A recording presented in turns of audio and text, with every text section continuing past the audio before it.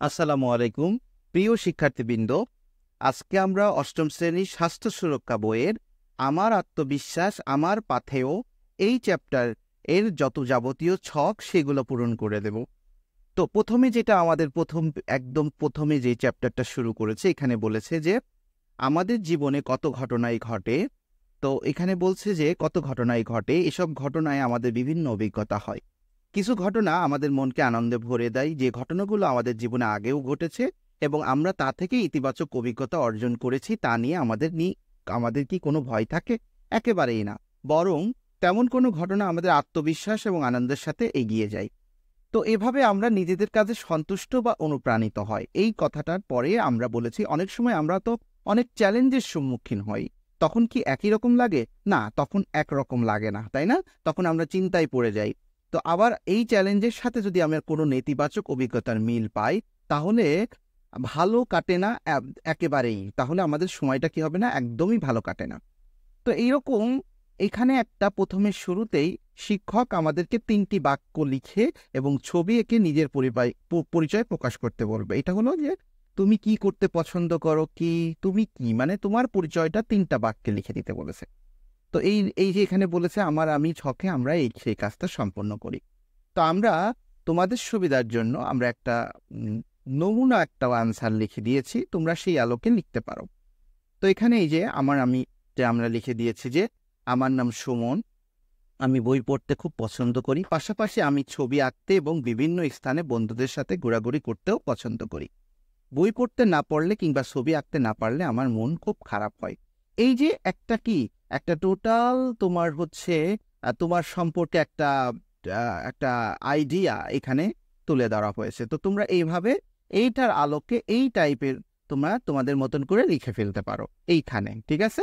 এইখানে তো তো আমরা এই 56 পৃষ্ঠার যে শখ পূরণটা সেটা আমাদের মতন করে লিখে নেব ওইটার যে আমাদের এখানে যেটা দেওয়া আছে সেটার আলোকে।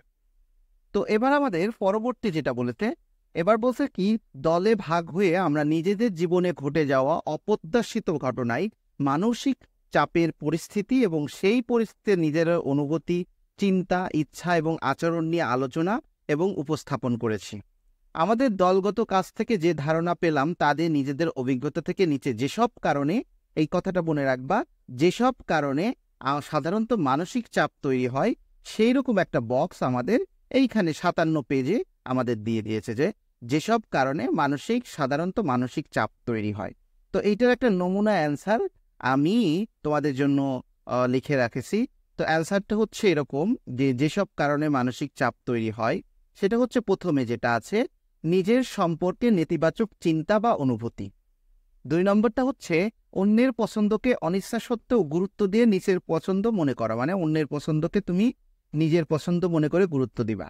বয়ঃসন্ধিকাল শুরুর সময় শারীরিক পরিবর্তনটা, মানে বয়ঃসন্ধিকাল যখন শুরু হয় তখন যে শারীরিক পরিবর্তনটা হয় সেটাও আমাকে কি করে, মানসিক চাপ তৈরি করে অনেক সময়। স্কুল থেকে বেশি বেশি হোমওয়ার্ক দেওয়া এবং বাড়িতেও অতিরিক্ত কাজের চাপ দেওয়া।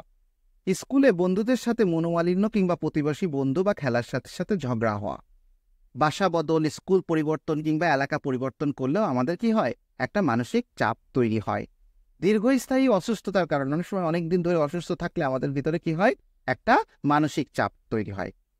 পরিবারের আর্থিক সমস্যা মানসিক চাপ সৃষ্টি, অনেক সময় দেখা যাচ্ছে পরিবারের টাকা পয়সা ইনকামের বা আর্থিক সমস্যার কারণে আমাদের কি হচ্ছে, আমাদের একটা মানসিক উপরে একটা প্রেশার সৃষ্টি হচ্ছে।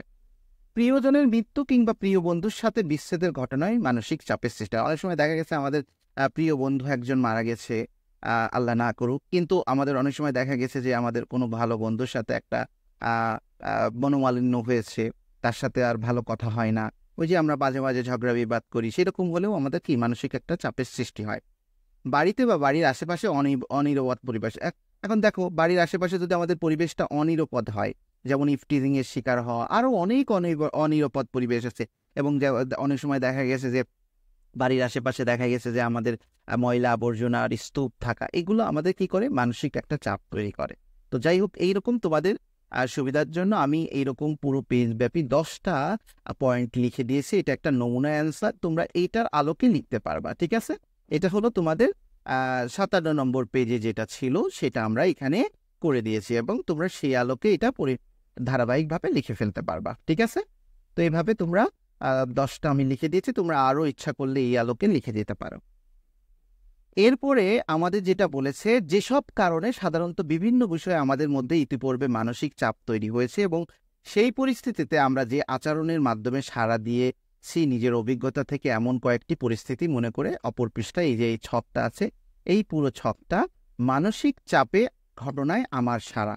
এখানে কতগুলো কলাম দেওয়া আছে। প্রথম কলাম হচ্ছে ঘটনাটা, কি কি অনুভূতি অনুভব করি আমি, কি কি চিন্তা হয়, কি কি আচরণ করি, ফলাফল কেমন হয়, এরকম একটা দিয়েছে। যেমন একটা এক্সাম্পল দিয়েছে এখানে, স্কুলের বার্ষিক সাংস্কৃতিক অনুষ্ঠানে আবৃত্তি করেছিলাম, এই একটা ঘটনা।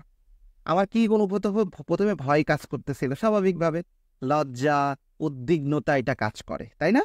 পরে কি কি চিন্তা হয়, যদি হঠাৎ ভুলে যাই, যদি আবৃত্তি ভালো না হয়, যদি শিক্ষক কিছু বলেন, এরকম চিন্তা হয় না যে আমাদের মনে হয় ভুলে গেছি, অথবা মনে হচ্ছে ভালো হচ্ছে না। আবার এটা বলতে পারি যে মনে হয় স্যার কিছু বলবেন, তাই না? আবার কি কি আচরণ করি, শিক্ষকের অনুরোধ করি নাম কেটে দিতে। আমরা অনেক সময় দেখি না, স্যার আমার নামটা কেটে দেন, আমি করতে পারবো না, এরকম। শিক্ষকের পরামর্শে অনেকবার নিজে নিজে আয়নার সামনে দাঁড়িয়ে আবৃত্তি করে। আর সেই সময় স্যার বলে কি তুমি নিজে এই আবৃত্তিটা নিজে নিজে করবা আয়নার সামনে। তো এটা আমরা করি। ফলাফল কেমন হয়? সেই অনুষ্ঠানে আবৃত্তি করি, আমার অনেক ভালো লাগে, সাহস পাই, এখন আমি অন্য অনুষ্ঠানেও আবৃত্তি করি। তাই না? মানে আমি যদি ফলাফলটা আমাদের ভালো হয় তাহলে আমরা পজিটিভলি নিয়ে থাকি। এখন আমাদের এরকম কয়েকটা আমাদের পার্ট, 1টা 2টা 3টা পয়েন্ট দিয়েছে ছক। তো আমরা এইটার আলোকে নমুনা কিছু অ্যান্সার তোমাদেরকে আমি তুলে ধরছি। এইটা আমরা এখানে দিয়েছি, দেখো।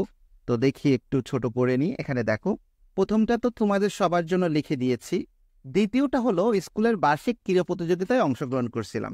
প্রথমে আমাদের হচ্ছে ভয় কাজ করতেছিল, তারপরে সংকোচ বোধ কাজ করছিল, উদ্বিগ্নতা কাজ করতেছিল আমার মাঝে, তাই না? কি কি অনুভব করেছিলাম। তারপর কি কি চিন্তা হয়, যদি পুরস্কার না পাই, যদি বন্ধুরা হাসাহাসি করে, এরকম একটা মনে হয় যে যদি আমি বন্ধুরা হাসাহাসি করে, এরকম হতে পারে। তারপরে কি কি আচরণ করি, আমার শিক্ষককে বলি যে স্যার আমার নামটাকে, মানে যে স্পোর্টস টিচার আমাদের, তাদেরকে বলি যে আমার নাম কেটে দিতে। তারপরে স্যার যখন বলে যে তুমি এইভাবে প্র্যাকটিস করো তাহলে তোমার এটা ভালো হবে, তো তখন আমরা এই যে ক্রীড়া শিক্ষকের পরামর্শ মতো অনুশীলন করি। ফলাফল কেমন হয়? ক্রীড়া প্রতিযোগিতায় দিন, মানে প্রতিযোগিতার দিন, মানে যেদিন আমাদের ফাইনাল স্পোর্টস ডে, সেদিন আমাদের কি হয়, আত্মবিশ্বাস বেড়ে যায়। আমি 2টি খেলায় পুরস্কার পাই, আমার খুব ভালো লাগে। দ্যাটস ওয়াই এটা হলো আমাদের দ্বিতীয়টা। এইভাবে আমরা তৃতীয়টা বলতে পারি যে আমাদের বার্ষিক বনভোজনে গিয়ে হারিয়ে গিয়েছিলাম। প্রথমে ভয়, এই কথাগুলো থাকবেই, ভয় কাজ করবে, লজ্জা, উদ্বিগ্নতা, রাগ, অসহায় বোধ, এইগুলো আমাদের কি হবে, এই ফিলগুলো আমাদের কি কি অনুভব করি, এগুলো আমাদের থাকবেই। এরপরে তখন যখন আমরা হারাই গিয়েছিলাম, তখন আমার মনে হয়েছিল যে যদি আমি বাড়ি ফিরতে না পারি, আমাকে রেখে যদি সবাই চলে যায়, এরকম জিনিসটা মনে হতে পারবে। তো আমরা এটা লিখেছি। তারপরে আমি কি করতে থাকি, এদিক এদিক ছোটাছুটি করতে থাকি পথ খুঁজে বের করার জন্য, জোরে জোরে কয়েকজন বন্ধুর নাম ধরে ডাকতে থাকি, আতঙ্কিত হয়ে কান্না করতে থাকি। তারপরে আমাদের শেষে কি বললাম, আমার ভালো লাগেনি, আমি অনেক ভয় পেয়েছিলাম। দ্যাটস ওয়াই এটা হলো আমাদের আরেকটা এক্সপেরিয়েন্স। এবং লাস্ট যে এক্সপেরিয়েন্স, সেটা হচ্ছে কি, পারিবারিক অনুষ্ঠানে সবার সামনে গান গিয়েছিলাম। প্রথমে আমাদের অবশ্যই লজ্জা করবে, পরিবারের সবার সামনে গান গাইতে একটা সংকোচ বোধ কাজ করবে, তাই না? তো এখন যদি তখন কি মনে হয়, যদি আমি যখন আমরা গান করতে যাব, তখন আমাদেরকে মনে হবে যদি আমরা গানটা সম্পূর্ণ না গাইতে পারি, অথবা আমার গানটা যদি ভুলে যাই, বা আমার গানটা যদি ভুল হয়, আমার সুরটা যদি ভুল না হয়, যদি আমার ফ্যামিলি যে রিলেটিভ যারা আছে, আত্মীয় স্বজন যারা আছে, তারা হাসাহাসি করে, এই জিনিসগুলো আমার অনুভূতি হয়েছিল।